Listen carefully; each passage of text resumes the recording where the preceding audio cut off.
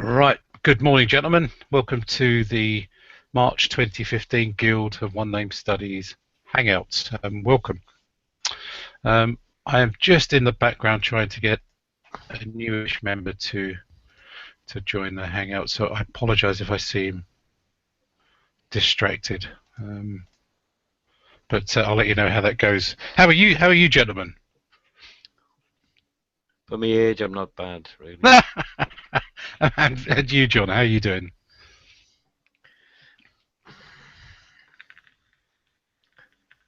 Okay, that was a very successful question. Which of you? Oh, John, you're on mute. You're on mute, John. Yeah, I'm not now. Okay. Yeah, we've a cloudy morning. But, it was blue earlier, but there's a good sea running for a change. We usually like a mill pond. Waves all piddling and small. And are you, gentlemen, I know Paul, I believe, was last time we spoke, going to conference this year.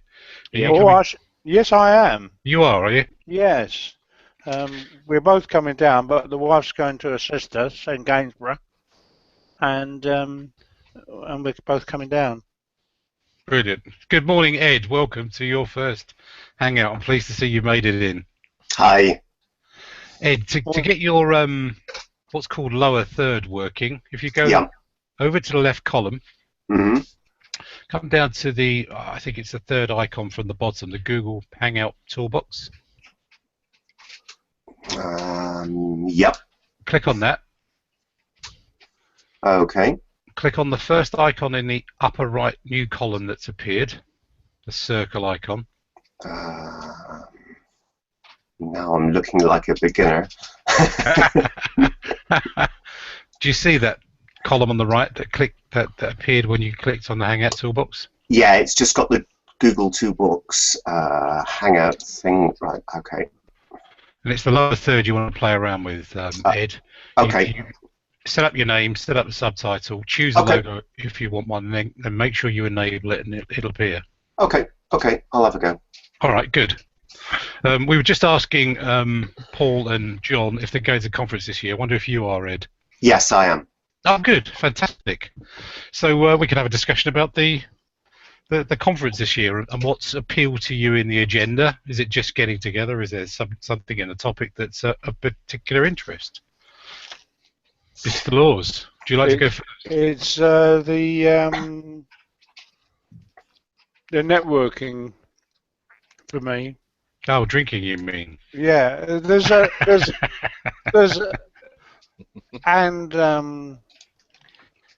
I've mislaid the agenda, but I'm vaguely interested in Debbie Kennett's DNA thing, but I'm not doing any of that at the moment. I've got more than enough on my plate with what I am doing.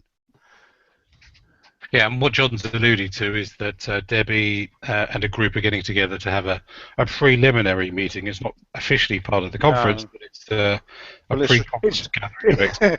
It's rapidly becoming so, I think. Yeah, it is. It starts on Friday from 4 till 6. If you're interested in going along to the DNA meeting, I think they're calling it, well worth going along to, learning from experts. I believe one of the agenda topics during the main conference is Maurice Gleason giving a talk about DNA and how to use it in your study, but the 4 till 6 meeting on Friday will give you an opportunity to ask questions of peers and understand how they're using DNA studies in their projects.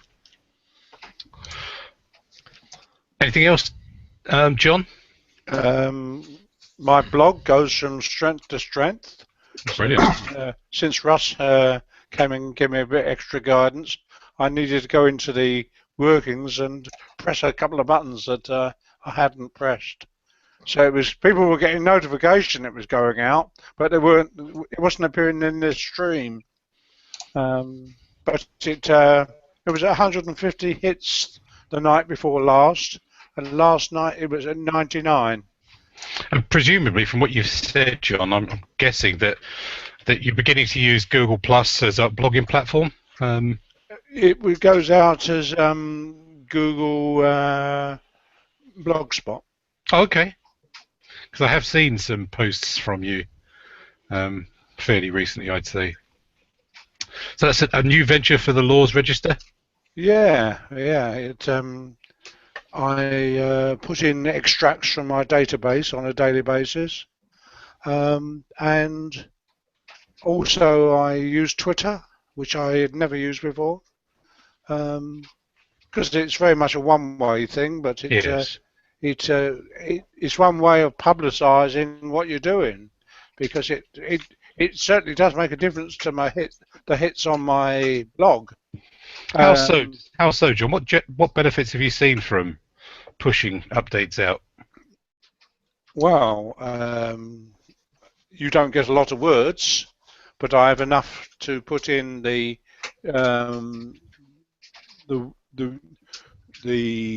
address of the blog and address of my website, and about 50 or 60 characters afterwards. I can put some information in, then I can add a picture. Just little grabbits, bits to grab you and get your interest. And have you found new folks following you, or you? I got 33 regular followers, and then of those, you don't know how many are. Well, I do know. I mean, the numbers that are going to look at the blog are, as I say, are increasing. Okay. Mostly USA, very few Brits. In the level of subscription to it is Germany comes way ahead of us. I don't know why. I didn't know there were so many keen family historians in Germany, but certainly a lot in the States, of course. They're a lot more switched on than us Brits, where it's in relation to genealogical technology. And before we move on, John, for Ed's benefit, do you want to give the viewers and Ed some insights into your one name study, how big it is, when you started it, anything like that, John? The Laws Family Register started in 1984. Roughly we do laws and laws. That's LAWES and LAWS. We exclude LAW. We do have a database of some 60,000 law, but apart from the normal corruptions, I've found no real link between the two. And there's about 40,000 folk on the laws. We have roughly 20 regular members this year, but actually getting people is more difficult than one would ever believe. Okay. Well, thanks for that, John. Good morning, Margaret. Just going to move quickly on to Paul. Any update from you, Paul? Would you like to give Ed and, to some extent, Margaret, an overview of your study? At the moment, I've got about 66,000 names. Some of those are duplicates. When I sort them out, they will go down. But I'm adding more because I just started looking at the recent released Staffordshire records, and I've got them going back to I think the earliest one is 1711. And I've got 5 Gabriels, and it looks like one of them married in Shropshire, because I've just found his marriage in the Shropshire record. So it's proving mind-blowing with all these Gabriel, which is a really unusual name of Featherstone. I think I've only come across one before, and that was in Cornwall in about 16 something. So it's proving interesting, trying to work out which child belongs to which Gabriel. When I'm going to conference, because it's the closest one I think there's ever been to me. All the rest seem to be in the south. But that's another topic. And I was quite pleased to get a discount. Yeah, what Paul's referring to is that if it's your first conference, you get a 10% discount. Is that right, Paul? And same for you, Ed. Fantastic. Excellent. Anything in particular that you were looking for from the agenda, Paul, that attracted your attention? No, but I noticed something on the, I think it's a seminar in August, which is way down on the south coast somewhere. Winchester, is it? That they're talking about doing some things on family history programs, and I just wondered if anybody knew what they're going to be. All right. No, I don't, I'm afraid. Never mind. I thought you might, but I don't know if. Well, do you use software, Ed, or like a family history program? I'm actually using the Family Tree Maker and Ancestry at the moment. Right. Well, I've been using the Master Genealogy for like 20 odd years, and it's you probably know it's been support's been withdrawn, and I've been searching, or I've been looking at all sorts of programs. And as I said at the beginning, I've just downloaded Family Historian. Well, I've had it for a while, but I actually paid for it yesterday, and then tried importing the stuff direct from TMG, and it worked quite well, apart from things that I had wrong in TMG, and I didn't know I had wrong. But so I spent most of yesterday putting things right, and I'm going to have another go and see what happens. I've never actually looked at any videos. There must be some startup videos somewhere, presumably. It's a very active forum, Paul. Yeah, I joined that. Yes. Yeah. Most of the tips and videos are buried in the help forum for Family Historian. Mm-hmm. But there are a lot, so it is worth taking time ploughing through that forum. There's also a helper program, Paul, that you might find useful. I have, called Ancestral Sources, and it's just a tool for citing sources and references, and basically it works on the underlying Family Historian project and edits the GEDCOM. And those two applications, Family Historian and Ancestral Sources, work together very well. So it's a way of consistently citing sources like births, baptisms, marriages, and census records, as well as burials and deaths. Thanks for that. Margaret, the question we were going with, and Ed, the question we were going with is conference. Are you going to conference? And if so, what are you hoping to get out of the conference? I know it's Ed's first one, so it's probably an unfair question. But Margaret, would you like to chip in? Yeah, I'm not actually going this year. Apologies for being late. Apparently there's been some update, and I needed to do some technical bits before I could get in. But, there we are. No, I'm not going this year, and it's a long saga. I would have gone, but I'm the rep for the Association of Family History Societies of Wales, and they meet twice a year, and they were meeting Saturday of the conference. And then, blow me, last week they decided some people can't make it, and they're going to change the date. But by then, I've agreed to do stuff in the church on the Sunday, which I can't get out of, so I can't come to the conference anyway. So I'm a bit disappointed, really. I've been to the last couple of conferences, and I think I've been sort of alternate years, last year and then 3 years ago. So hopefully go again next time round. We'll have to see if it clashes with anything else. And then, for Ed's benefit, before we run to Ed, a bit of an overview of your one-name study, Margaret. How long you've been doing it, why you started it, how big it is, anything like that. Right, okay. Well, I'm studying my maiden name, which is close. And, obviously it started out by just following my own family.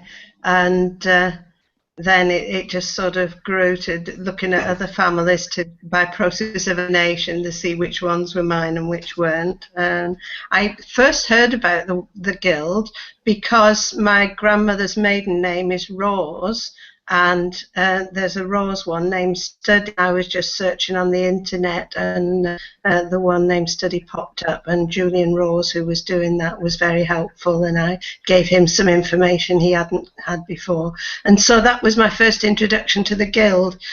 So when I started following up close, then it made me think, yeah, well, the guild would be a good way of contacting people that maybe I couldn't contact elsewhere, and so that's why I signed up for the guild. Oh gosh, I can't remember how long ago it is now. It must be about 5 or 6 years, I suppose, and could be more. Time flies, doesn't it? I've got about 2,500 of them in the 1881 census. If that's, I think that counts as a sort of just bordering on large study. It just seemed quite large, and when I first signed up, I was advised to register a number of variants: close, CLOWES, closer, CLOWSER. I found out that if you add the variant spellings to all those, you just end up with an absolutely melody which was just way beyond, and I couldn't find any links between some of the names. So in the end, I got rid of some of the variants, and I just do close and closs now, CLOWS. And I find that because those are names where people do seem to switch from one to the other at various points in time. So yeah, I've collected the BMDs, I've collected the census records for those two names. I'm trying to put them into trees I use Roots Magic, and I've got quite a lot of them in trees. Understandably, I've got quite a lot of odd bods that don't seem to fit in anywhere. And yeah, I'm sure you've got that as well, especially if you've got a big study. And yeah, I'm working through parish registers as I find them, and mostly in the UK. I've got some United States stuff and some Australian and New Zealand, but really there's a lot more to do. I could do with people in those countries to work with me, to be honest, and take those on as a separate task. Otherwise, I think it could be a never-ending job. Thank you for that. And Ed, before we come to you, quick update from me. I'm studying Cumberbatch, and it's probably a worthwhile question for the rest of the viewers today as to how you chose your variants, because I, like Margaret, ran into a situation that was very similar. We'll come back to that later. There are quite a considerable number of variant spellings and some horrible deviants, as they're called. But I started around about 2004, I think it was. I used to go quite regularly because Cumberbatch has two kind of points of origin, one in Barbados, one in the UK, and most of the other places where the name occurs is subsequent migration from those two places, including the US and Canada, Australia, New Zealand, and a few other scattered places like South Africa. I was at the London Family History Centre, met Anne Cossa. She planted the idea about me doing a one-name study, and I must admit, the first time I heard about the concept, I thought, what a ridiculous idea. Why on earth would I be bothered to trace folks that weren't even related to me?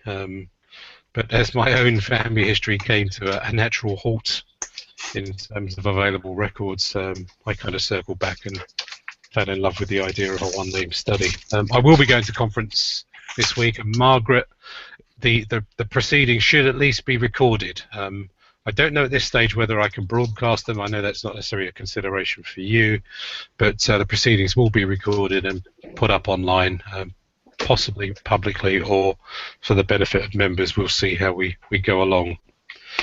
In the 1881 census, I've got about 800 people in Barbados as an estimate, and about 750 in the UK. That's all spellings, all variants. So it's a medium study. And and I am now in the latter stages of family reconstructions, which has its own unique challenges, particularly with Caribbean genealogy. But as Margaret says, I haven't really focused on the US or Canada to any extent, because folks went from the UK and the Barbados there in the early 1900s onwards. So I depend upon folks living today to reach out and help me to navigate a route back to their ancestors in either Barbados or the UK. So Ed, overview of your ONS, if you don't mind. If you're studying a surname, what made you start it, what it's like, how big it is, anything you can tell us about that, and anything you'd hope to get from conference. Welcome. Thanks, Bob. My name's Ed Friskin. I'm studying my family name. Yeah, I'm interested to know if anyone's even heard of it before, because it does seem to be quite small. I've done the usual sort of surveys, overview survey, and I believe in the 1881 censuses for England and Scotland, there are very few, well under 100, I think from memory 60 or 70 individuals. At the moment, as I said, I'm using the Family Tree Maker and Ancestry, and I've got a total of just over 600 Friskins and close variants, and I believe that they're all related.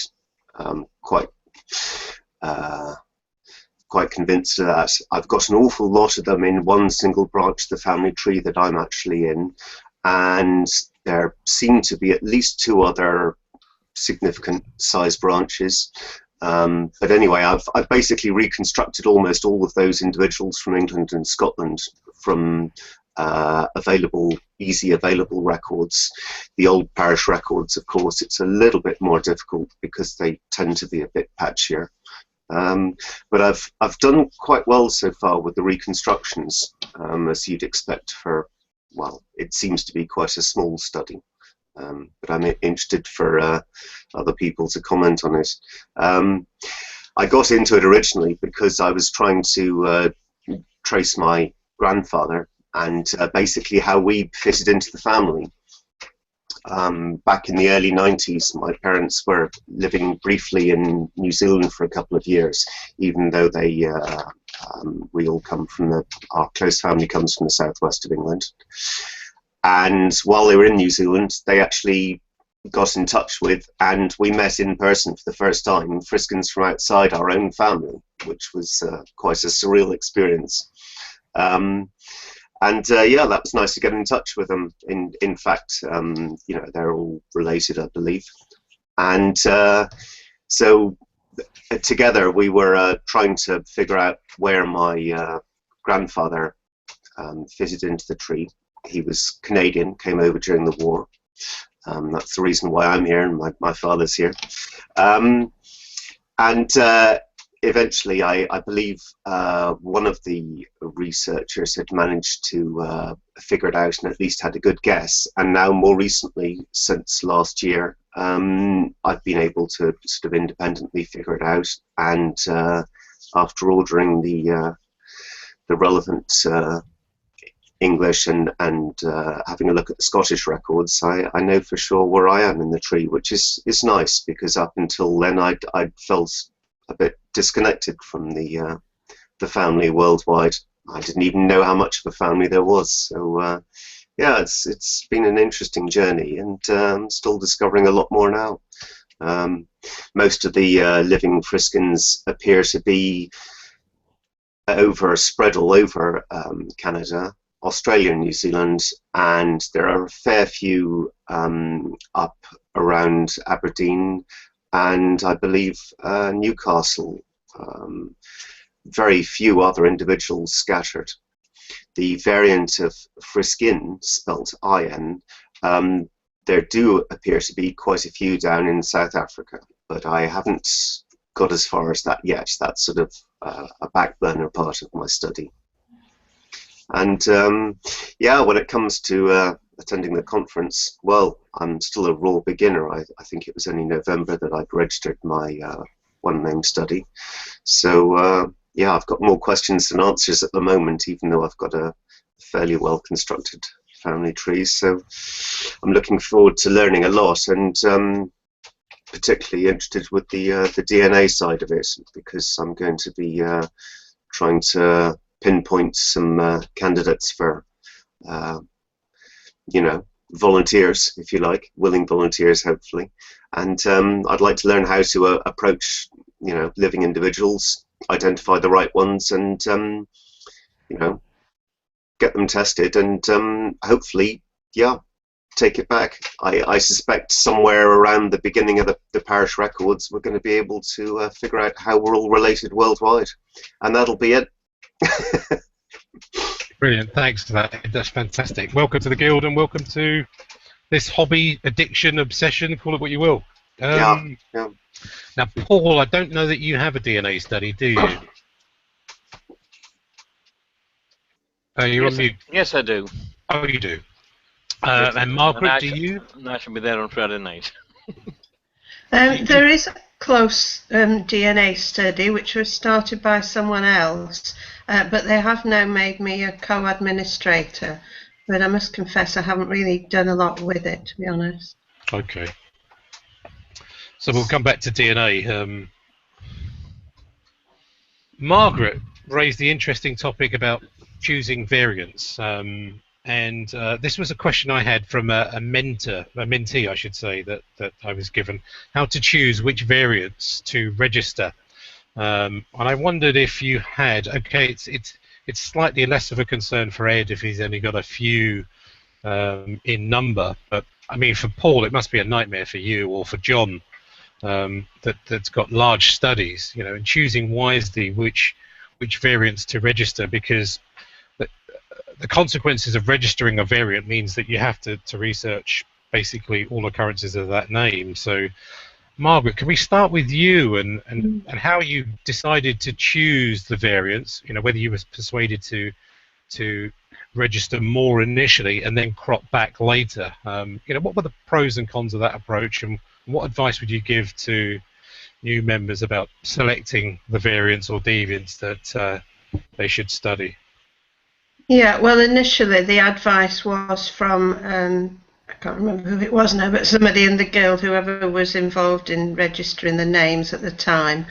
And I think they'd taken it from the sort of accepted surname dictionaries, which suggested that there were at least 5 fairly common related surnames associated with close, and so they advised me to register those, and so I just took the advice from the guild. But I guess, you know, whoever advised me there wasn't aware of the actual numbers of individual surnames involved, and I certainly wasn't. I hadn't realised that particularly CLOWES, you can have it without the E. You get it. You get lots of. Then you get CLE. Oh, clues was one of the ones, CLUES, that they asked me to register. But then you get CLEWS and CLEWES, and there were stacks and stacks of those, and and I realised that there were variant spellings to the names that I'd registered, and that suddenly increased the numbers absolutely exponentially. And then that was the point at which I said, no, I just can't cope with this, because I'm never going to be able to research all these names. And as I say, having looked at them, I found that close, CLWES, was based in a different area of the UK from where the close names seem to come from, and there didn't seem to be a link there. So from my own research, they didn't appear to be from the same origin, and that was at that point that I decided that the ones that didn't appear to be the same origin would have to go. Does that help? Yes, it does, and I had a similar experience.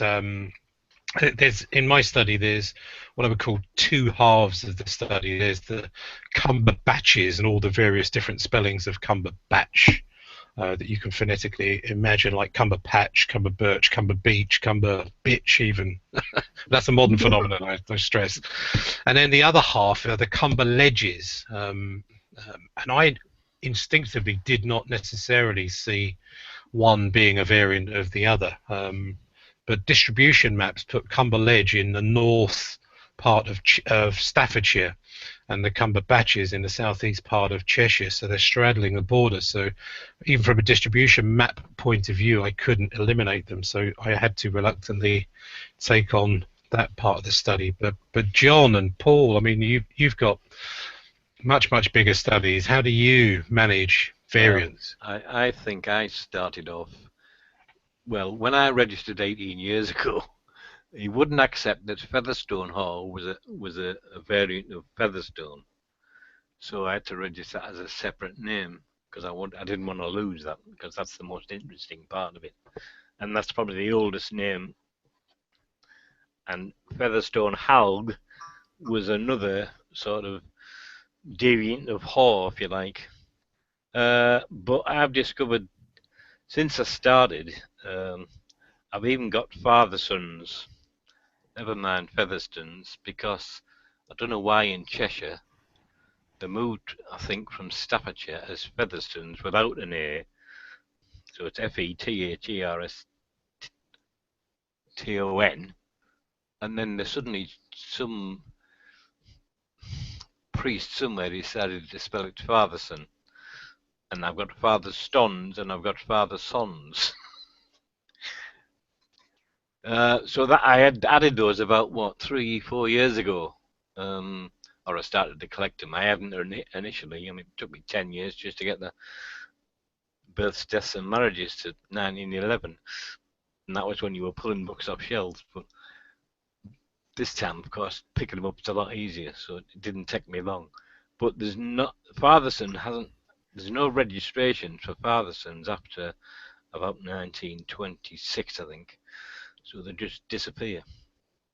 And it's the same with the original spelling of Featherstone. Most of the old parish records are Fetherston. And then as time progresses, by the time you get into the 17th century, they've added an A to the feather. And by the time you get the 18th century, they've added an A to the stone, so we end up with Featherstone. So, but the most, I mean, you look at some of the websites now, when you think those names have got to be just misspellings. You know, somebody wrote it down like that, and I mean, I think the last time I looked, there were 139 variations of Featherstone, but I mean, half of them were just odd ones, you know, like double R's and double T's. Right, which were perhaps more deviants than Yeah. genuine variants. Yeah. What about you, John? How do you handle variants? Well, with kid gloves, I think. A lot. I do find a lot where they've been mistranscribed. And when you look at the original documents, if you can, you find they're something quite different. Quite different. But I started my one name study before I'd ever heard of the guild. I started family history 100 years ago, in 1972, and I joined the guild in 1984. That makes me an old timer, doesn't it? And it's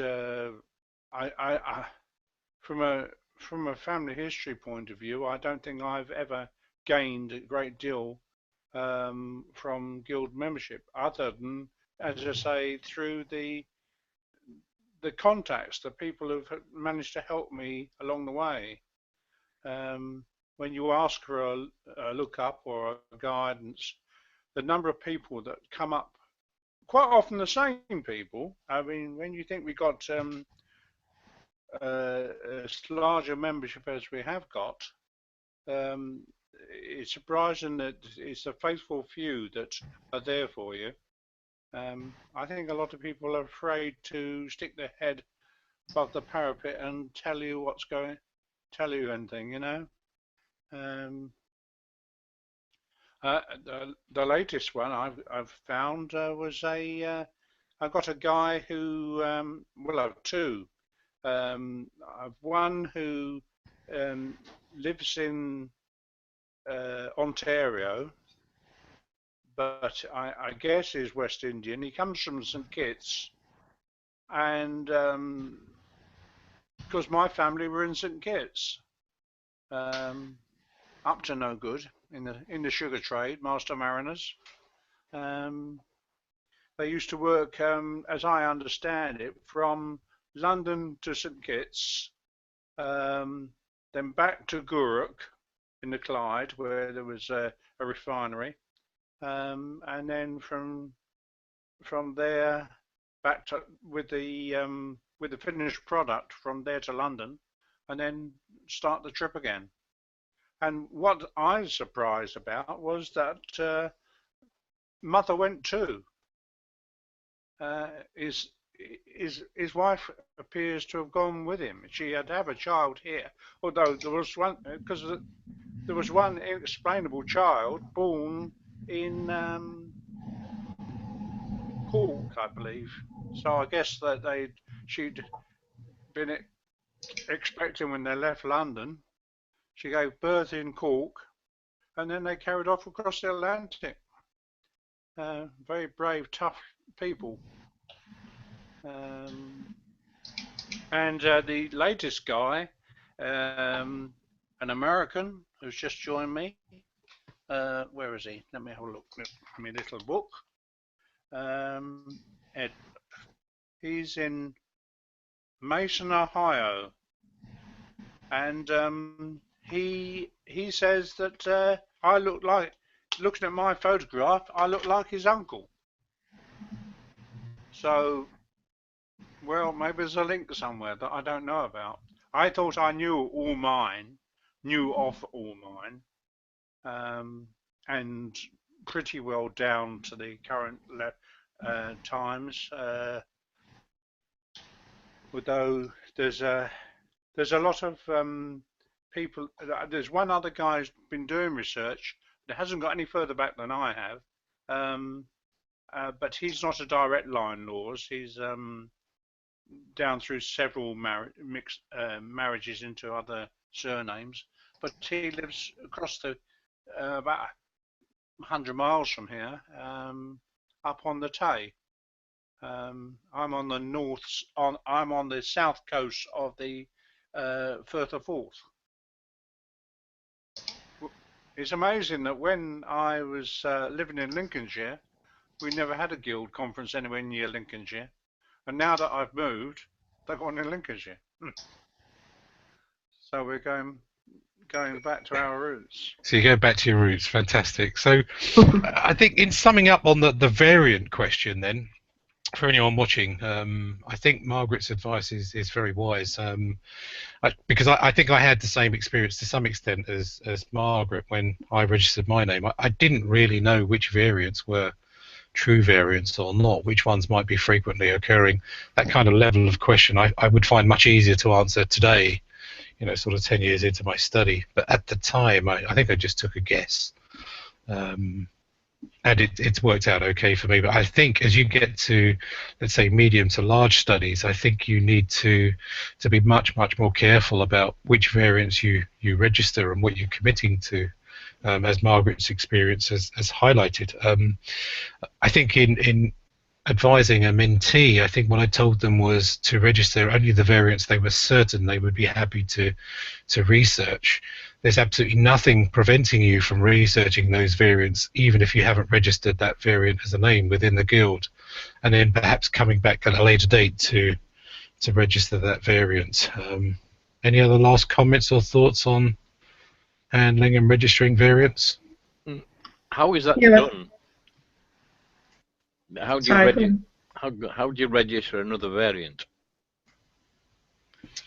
Just register. I think it's you attach it to your main registered surname, and I hope I'm not talking out of school, but there used to be a technical limitation on registering only 5 variants. I think there was a technical reason. I think it is 5, yeah.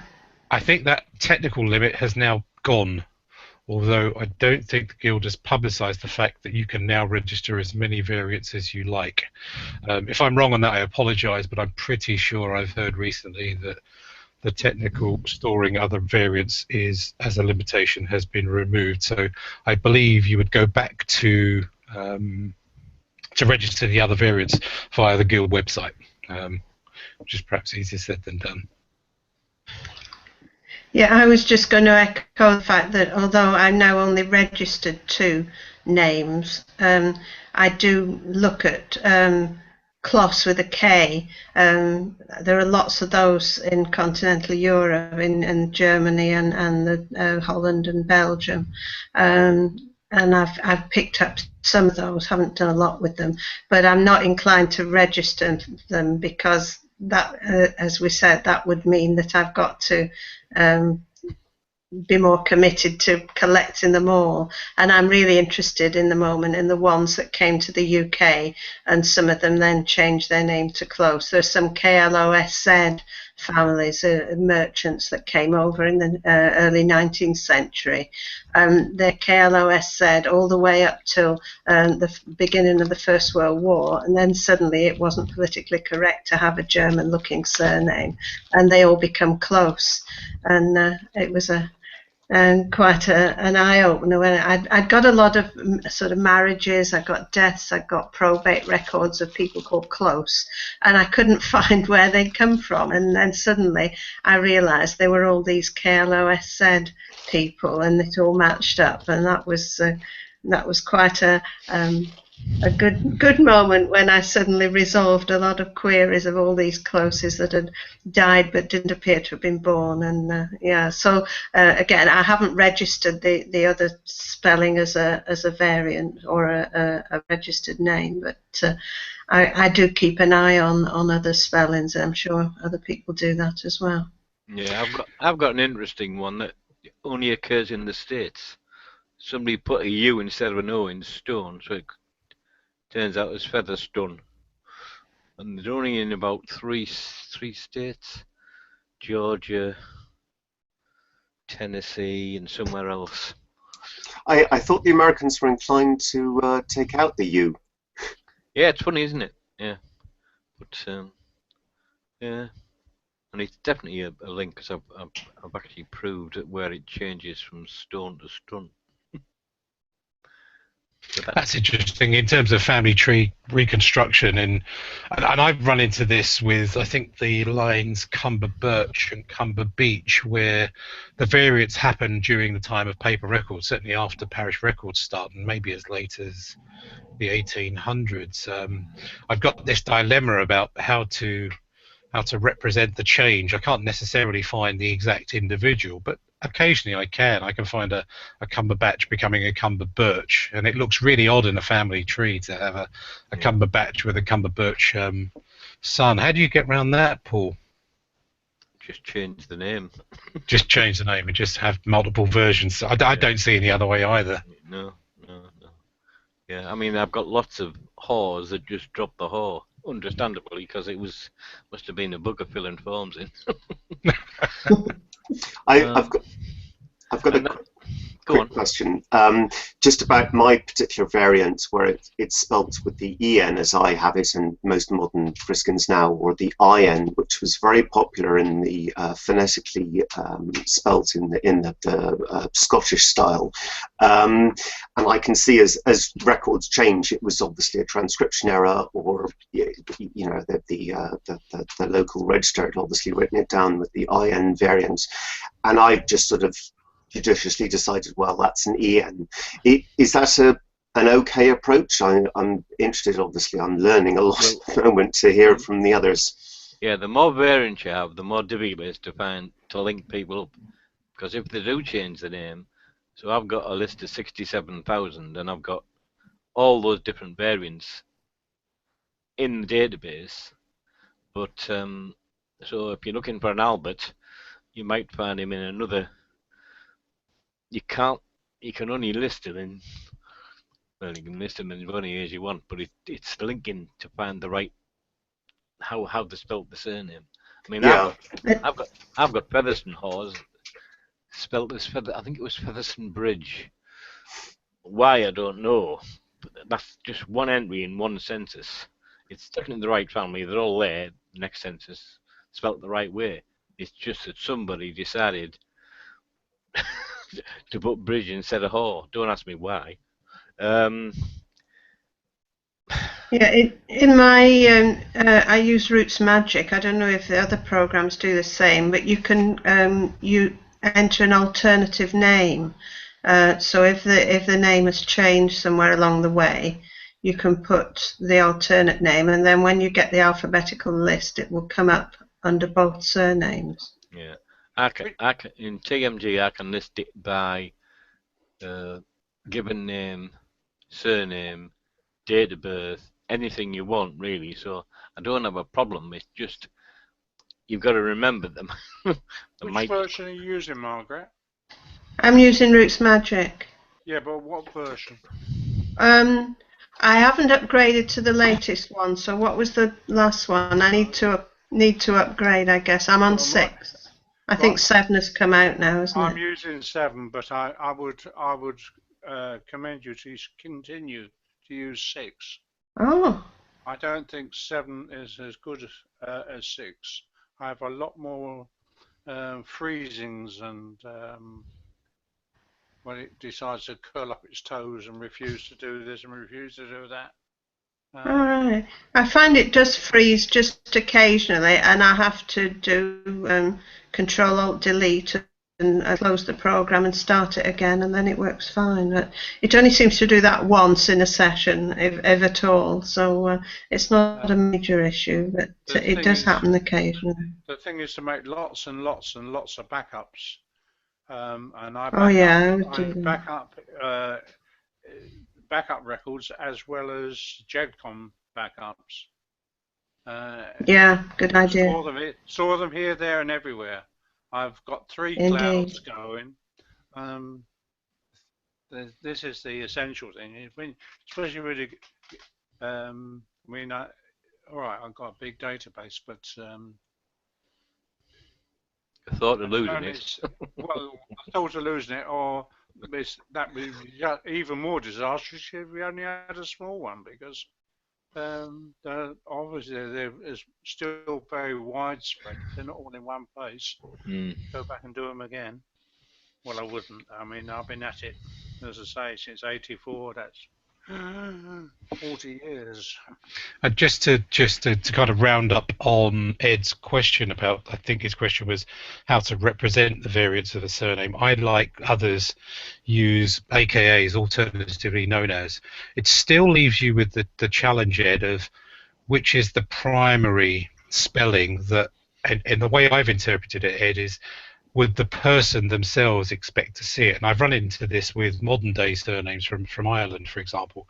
So even though I can have maybe 4, 5, even 6 different spellings for the same individual, I use the primary one as the one that most often occurs for that individual and their subsequent descendants. So I think you'll run into problems, Ed, as you put maybe more data online, or if you send reports to Friskin family members, if they receive a report where they're identified as Friskin with an E, where they recognize themselves as Friskin with an I, for example, then they'll probably, or someone will probably ask you to switch it around at some stage.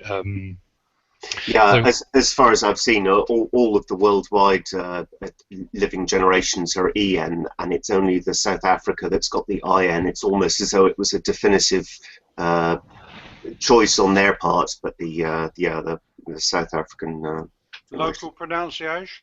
Exactly, and that's why it seemed to be so common in Scotland in the early days, and there was a marked shift that you can see through the census records, where the modern spelling, where more people could read, and they checked with the local register, and suddenly there was a big shift, and suddenly it was EN, and that was it, done. It was interesting.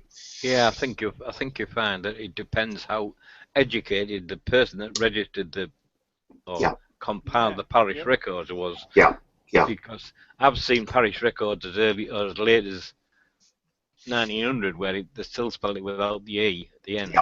Yeah. And yet I've got other ones where they spell it Featherstone in the 15th and 16th century. So. Yeah, and you have the inevitable problem of transcriptions. You can have multiple transcriptions. It depends whether stuff's come off original registers or it's come off the BTs, which are done at a later date, and often sometimes they give more detail, sometimes they give less detail. And then, because when you talk about modern transcriptions, I think some folk made it up as they went along. I'm positive But about I think broadly my experience has been very similar to Ed's in terms of surnames. You get the variants and mutations occurring with travel. So once a name moves further and further away, it doesn't have to move it doesn't have to move by far at all for the name spelling to be changed significantly from what it was. Like my own spelling now is a little bit different by modern standards to the place spelt COM and BACH at the end. But as folks moved away, and there was one family that moved from Cheshire, which is where the place is based, to Northamptonshire, and the name quickly mutated to Cumberpatch. And Northampton is the Cumberpatch home, and yet I've seen pure spellings end up in South Africa unchanged. I think there's a combination of how likely a name is to be recognised as a place name, in my case, as the name travels, or how well educated the holder was. If the holder could spell the name, chances are it would remain pure. Yeah, but, I mean, is there a reason why? I mean, I don't know the Cheshire accent, but is there a reason why they changed the feather to father? Anybody know? No, not me. But I would guess, Paul, that Featherstone. I think you've said before it's a Yorkshire name. Yeah. Yorkshire place name. Yeah. So the further you get away from recognising that as a Yorkshire place name, I mean, I would have no idea, for example. But there's a place name in Staffordshire as well. There's a village in Featherstone in Staffordshire. There's got to be a link. I've proved the link up to Northumberland, but I haven't proved that Staffordshire one yet. There's got to be some. Did you ever that Featherstone Hall in County Durham, or is it Northumberland? It's on the boundaries near Hawkwhistle. Yeah, that's Featherstone Castle. Yeah, I've got a castle. A castle as well. But that's where the whores started, because that's where the reckoning started, because the castle was built on the side of a valley, which is what whore means. Yeah. Right, I'm going to have to drop out, you guys, and I wish you well, and I'll see those who are going to conference in next weekend. Next weekend. Yeah, I hope you enjoy it. Great stuff. See you, John. So do I. God bless you all. Bye-bye. I see we're coming up to an hour, folks. Do you want me to stop the recording? Are we finished with the conversation? Any other last topics or points you want to make whilst being recorded? I don't think so. I think we've more or less exhausted that topic. Right, okay, then I'll stop the broadcast. Thanks to the two folks that have been watching on YouTube. Hopefully we'll see you at conference.